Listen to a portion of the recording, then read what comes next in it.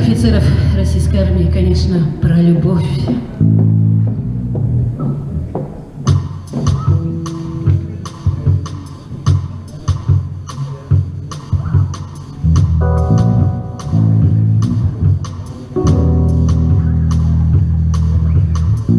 Родилась я в Порт-Артуре, отец был простой адмирал. Была я девчонкой, носила девчонкой и с мамой ходила на бал. А сколько там кавалеров, таких нету в СССР. Корнет Троцеевский, поэт Мишлаевский и Усов морской офицер. Послушай меня, деточка, про бабушку свою.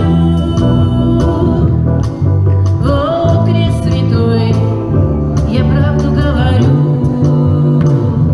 А знала бы ты, ангел мой, какая жизнь была. От крыльями двуглавого орла. Ах, как мы пили и ели, ах, как веселились порой. И как виртуозно погиб на дуэли Петруша, прадедушка твой, как я рыдала, страдала, почти умирала с тоски.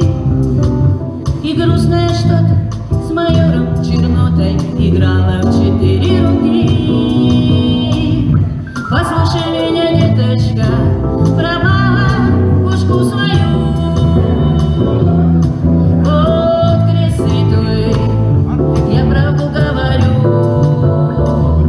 А знала бы ты, ангел мой, какая жизнь была. Под крыльями двуглавого орла. А сколько было романов, да что ты считай, не считай.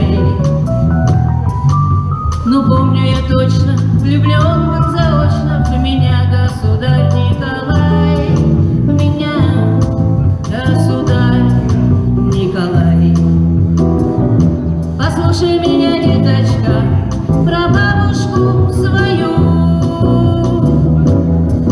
Вот крест святой, я правду говорю. А знала бы ты, ангел мой, какая жизнь была. Под крыльями двуглавого, под крыльями двуглавого орла.